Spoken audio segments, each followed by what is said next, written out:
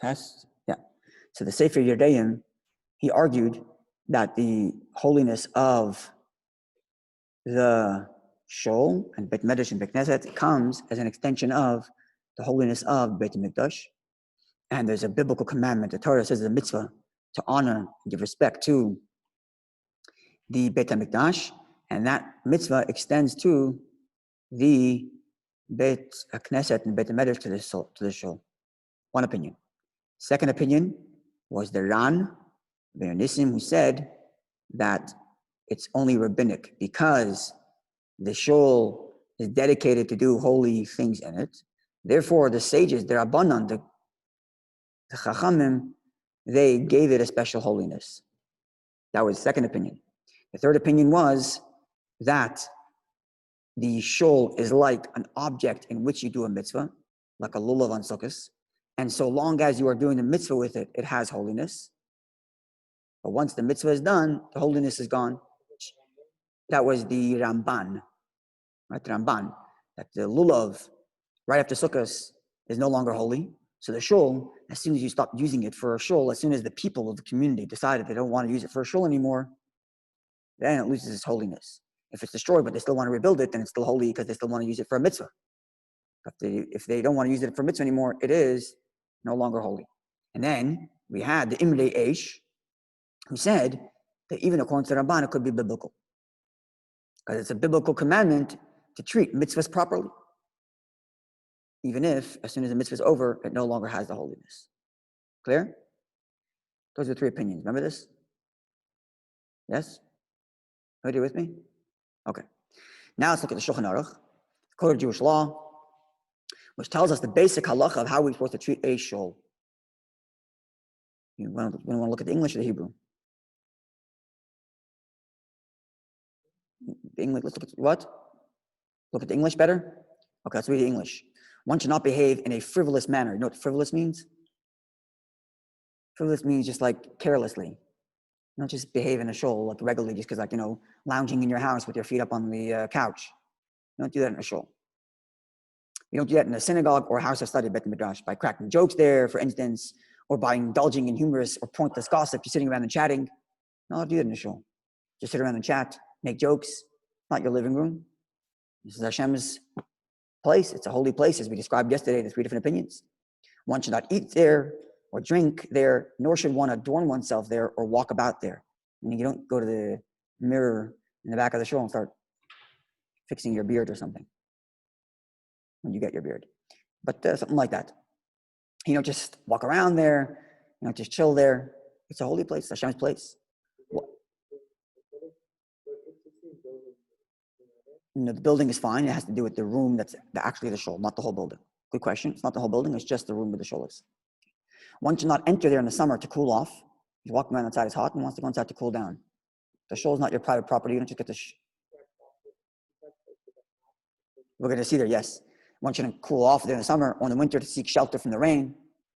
In a difficult situation, scholars and their disciples, meaning Talmidei Chacham and their learning, are permitted to eat and drink in the Beit Knesset. Why? Why let it eat in the Beit Knesset? Because if he's sitting and learning there, he's going to have to go out and eat. It's going to be a waste. It's going to take time off his learning. So he's allowed to eat in the shul because he's continuing. But even so, as we're going to see, he shouldn't have a whole dinner there, but just like kind of eating a snack, just so he can keep on learning without wasting time. Okay. Furthermore, no monetary calculations should be made there. You can't sit down and start doing your math for your business, accounting, unless they're for religious purposes. What would be a religious purpose for counting money? For tzedakah. Yeah, right? Like they're selling an aliyah, but that's for tzedakah, right? For example, collecting money for charity, for example, and for the redemption of the captives.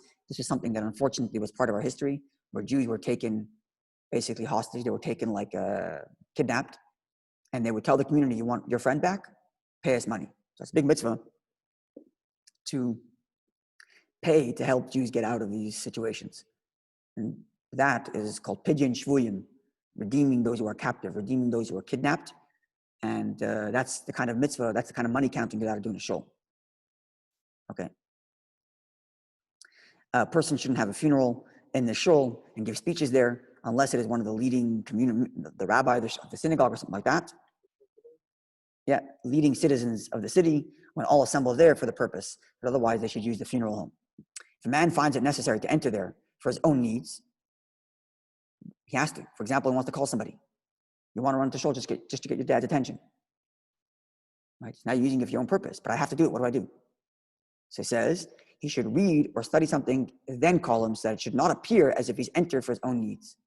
So you walk into the shul, sit down for a few minutes, say a prayer, say Shema, say Torah Tziva, say something you know, and then, or take out a book of Tehillim, say a chapter, and then go call your dad or call whoever it is. Sorry? Yeah, we didn't cover that? Okay, that's also there. Maybe it's in the next law that I didn't put here. But yeah, a person can't use the synagogue as a shortcut. Okay, and if he doesn't know how to read Torah or know any halachas to review, so he has nothing that he can say. He doesn't even know how to read. Baruch Hashem, we're all educated, so it's not a problem for us. We can open up a Tehillim and read a chapter in English or Hebrew. But back in the old day, it wasn't uncommon when Jews were just completely literate. For example, why do we have Chazar Tashat? Do you know why? Why do we have Chazar Tashat? Why does the Chazan say the Amidah out loud after everybody? He also has daven his own Shemona essay. The reason why it was done is because people who didn't know how to read or didn't know the language, they can sit down and say Amen, and then they can fulfill their obligation. Right? Because it wasn't uncommon. People just didn't know how to read, and we didn't have schools.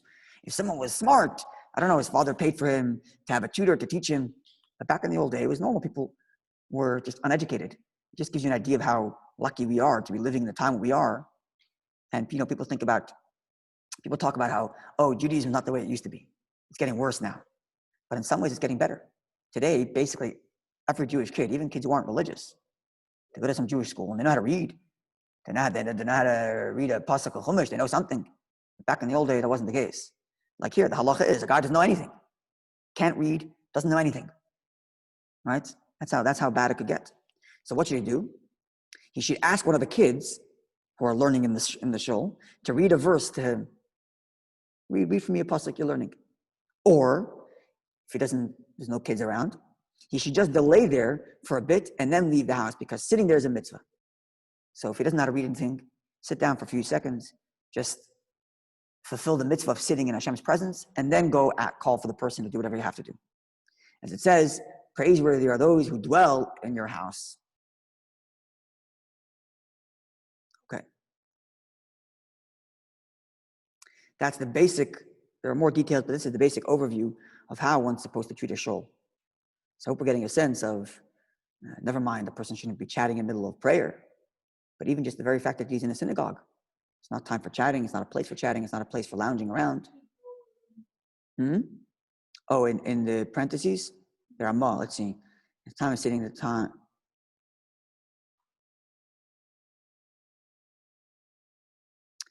The question is, how long does it have to sit there? So the answer is to walk.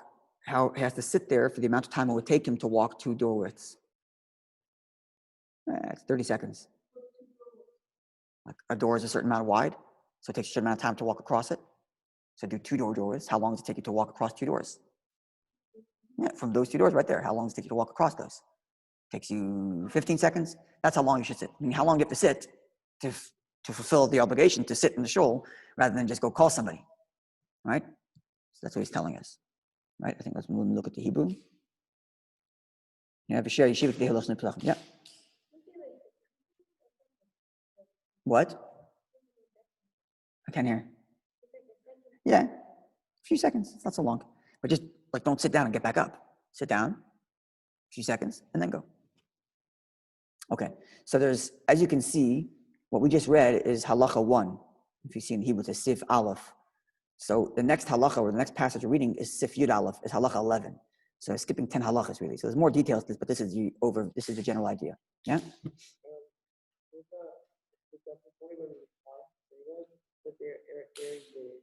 They did mincha already? Are you praying mincha there? But you still can pray. The time for mincha passed, or you missed the minyan. So you still can pray there. The truth is actually that even if a person's not with a minyan, if he could, he should daven in the shul. Because it's a holy place. Better daven there than daven at home. And another thing that's interesting, sorry? Yeah, he's not with the minions. He doesn't have the highest level, but it's a better, he's davening in a holy place. Because it adds holiness to his prayer. Another thing which is interesting, especially now, well, now there's no more lockdown, but during lockdown, it's interesting to know these halachas, which is, there's a thing called a makam kavua. You know what a makam kavua is? Makam kavua means a set place. A person should have a set place where he prays and a set place where he lives, where he learns. So in shul, I'm sure in your shul also, everybody has their seat where they sit, right? And every Shabbat people sit in the same seat, right? Or every day people sit in the same seat, right? It's a halacha. A person's supposed to have a set place. Sit in the same place to pray every day. Now the halacha is also that if you pray at home, or you learn at home, you should also have a set place. So during lockdown, not now, but during lockdown, B'ezrat Hashem, I won't have another one, but during lockdown, a person should have a place. This is every day where I sit and I pray. This is where I sit and I learn. Just have a set place. It adds to your mindset of how you're praying. You're sitting down, you're setting yourself in your right place, in your right zone, and then you can get into the prayer and learning. It's important. It's interesting to know those halachas. Okay, so that was halacha 1. Now we skipped 10 halachas. We're going to halacha 11 in chapter 151, I think it is. Right? Kuftan Aleph, 151 of the Shulchan Aruch. On the 4th page, top, reading English. Okay. If at the time of the building of the synagogue, you make a condition to use it. So you make a condition that this synagogue is only going to have holiness, is going to be holy, right? We said before that where does the holiness come from? The holiness comes from the moment the people get together, not the biblical one, because we're not following that view, but we follow the view of the Ran, that it's rabbinic, or even the view of, let's say, the Ramban, which says that it's a use for a mitzvah, right? Because the shul is an object to do a mitzvah in. But the holiness comes when the people who donate the money come together and they say, we want to build the shul. So they designated this place for the mitzvah, right? So if when they designated the shul for a mitzvah, they made a decision and they said, you know what? We're going to make a condition that we're allowed to use the shul for our own personal gain. So are you allowed to use it or not? So answer, it is permitted to use it after it's destroyed. What? When the shul's collapsed, I don't know, 100 years later. Right? But while it stands, the condition doesn't help. Meaning while the shul is standing, you can't make a condition and say, oh, you're allowed to do whatever you want in the shul. Right? Even when it's destroyed, and you're allowed to use it for your own personal purposes, you're allowed to go eat and drink there. But to use it for a disgraceful purpose, like planting or calculating for the public, then the condition doesn't apply. So you're allowed to eat and drink in this shul once it's destroyed, but you can't plow a field or something like that. What are we dealing with? With synagogues outside of Eretz Yisrael. But synagogues in Eretz Yisrael, a condition doesn't help and it keeps its holiness forever. Okay, but sorry? No matter what, yeah.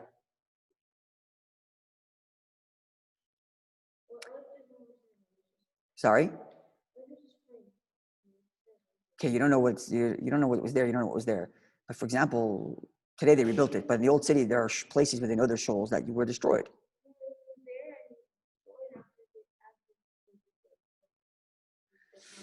I don't know, like if they took the bricks away and it's no longer there anymore, I don't know. I'm sure there's a lot of places in Eretz Yisrael that used to have shuls that today are fields, but you wouldn't even know.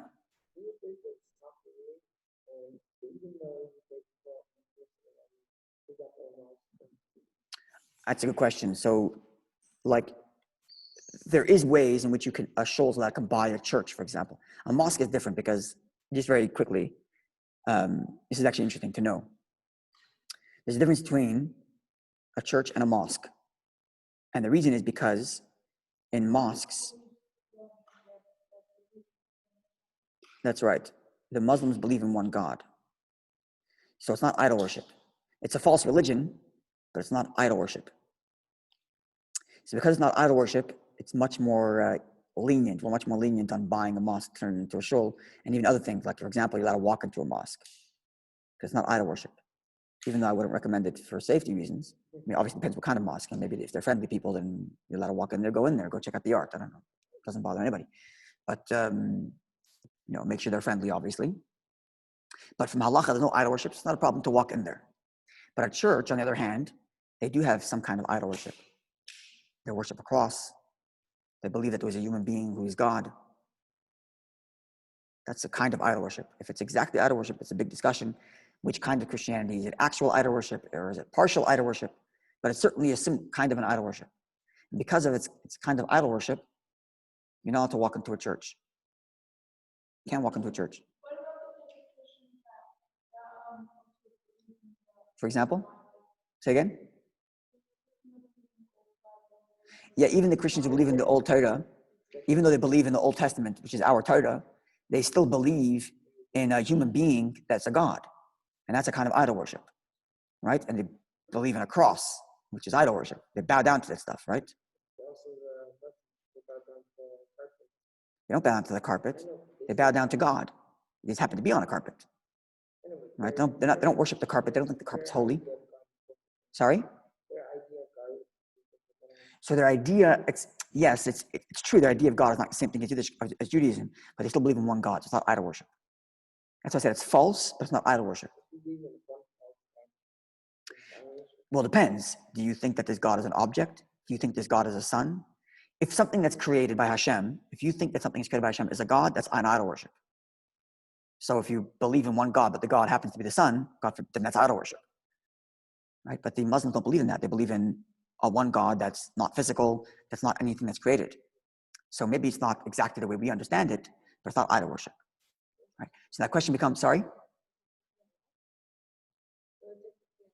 So a non-Jew is allowed to be a Muslim?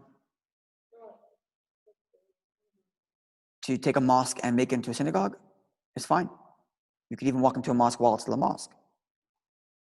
But when it comes to a church, it's a bigger problem because there's idol worship, right? There's at least a kind of idol worship. So the halacha is like this. Okay, don't do this unless you actually talk to a rabbi. It's not so simple. It's very complicated. The laws are very difficult to know, but there is ways to do it. And the basic principle is a non-Jew who made this object. If someone decides to worship this, God forbid, how do they make it into an idol? Right now it's just AirPods, but how do you make it into an idol? If someone decides that it's God, God forbid. So if the same person says, this is a God, also says, I no longer think it's a God, so it just goes back to being a regular AirPods. So it's complicated. If a Jew is, if the priest, if God forbid, the people who believe in it are Jewish, if they're not Jewish, it's very, very complicated. But the basic thing is, if the non-Jews themselves say, we no longer worship this, then it's no longer a God. So if they make it not a church anymore, then that's a way in which a Jew can buy it and turn it into a synagogue. And it's happened in the past where shuls have bought churches. But again, anybody watching this or you guys want this one day, talk to a rabbi because the laws are very complicated and very difficult, but this is the general idea. Sure, I know of a Jewish school that used to be a church building. Yeah.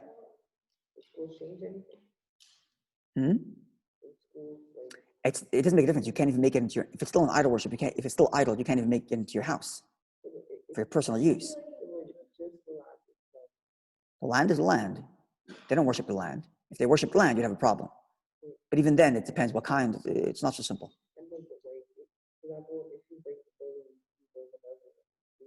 Okay, so then that's a different story. If you broke the building and you redid another one, and you redid it and you didn't use any of those things, there might be leniency there too. Like if you demolished it and rebuilt it, there might be leniency there as well. I'm talking about keeping the actual building. But there are ways of doing it by having the people who owned it before stop worshiping it. It's complicated, but that's the general rule. Yeah, you want to say something? Okay, so let's get back to where we are here. So the Shulchan Aruch said that if a person makes a condition at the time of buying the shul, then the condition does not help for while it is standing. Only after it's destroyed does the condition help that you can eat and drink there, but it doesn't help you to plant the field or something, right? Now the Mishnah Brura adds, quoting the Magen Avraham, where it says, Yeshuva lemahani, where it says, while the shul is standing, no condition helps, explains, Dafke lachila v'shtiya. The condition only helps, the condition doesn't help to allow a person to eat and drink in the shul, or to go into the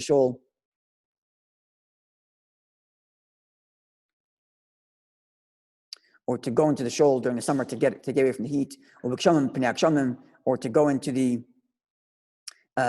building while it's raining because of the rain. the Yesh B'Sum Kala Sroj, because that's really, really not disrespectful. But Alashar Tashmishim Mahani Tnai. But other things, you could make a condition to allow yourself to do certain things in the shul. Okay, today, most of the shuls aren't exactly designated fully as shuls, but nonetheless, these halachas mostly apply. Well, it's not in the actual shul. Remember, the shul is only the room where they daven in, the room where you pray in. The bathroom is not part of the shul, or even the hallway. It's specifically the room, or this room right here is a social hall. So right now it's being used as a prayer room because it's a big room. We want to have social distancing. But usually we're talking about the actual room of the shul itself. But there's complicated because if you, for example, let's say, for example, if when you built the shul, you didn't build it exclusively to be a shul. You built it to be a shul, but also you built it to be converted into a social hall. Like, for example, this room right here. This room right here, where there's a wall, it was built to begin with in such a way that the shul itself can turn into a social hall. So then it's allowed to be used as a social hall. Even though while it's a shul, I still have to be respectful, but it doesn't have all the laws that we described before. It's not as strict, because when I made it, it wasn't made, right? Remember, it all has to come down to when the people give the money and they're donating to buy the shul, they're donating for the purpose that this should be a shul. If they donate for a purpose that this should be a shul, then it has holiness of a shul. But if they build it to begin with to be a bunch of things, to be a shul, a social hall, right? Then those laws are different, and therefore you can turn these shuls into a social hall. So most shuls are built with that condition. Most shuls are built in such a way that to begin with they can become a social hall. I believe the Har Shalom is the same way. You can move the chairs out and you can make a kiddush there, right? Right? Yes or no? So that means when they built it to begin with, not to be exclusively a shul or to exclusively be a bet medrash. They built it that it could also be a social hall. Following? So that's how most shuls are made, right? But so therefore it doesn't have all of the same levels and restrictions of holiness that we described here. But nonetheless, because it's a shul, and a shul is a shul, you still have to treat it with respect, not to just talk, not to just eat, not to just drink. It's a holy place. Okay, we're going to stop over here. And tomorrow we're going to get into a little bit more halachot about bet medrash, how a bet medrash is a bit different than a bet knesset. And we're going to learn about who's responsible to pay for the shul. Who's responsible? That's what we're going to learn about B'ezras Hashem tomorrow. You're welcome. Have a wonderful day.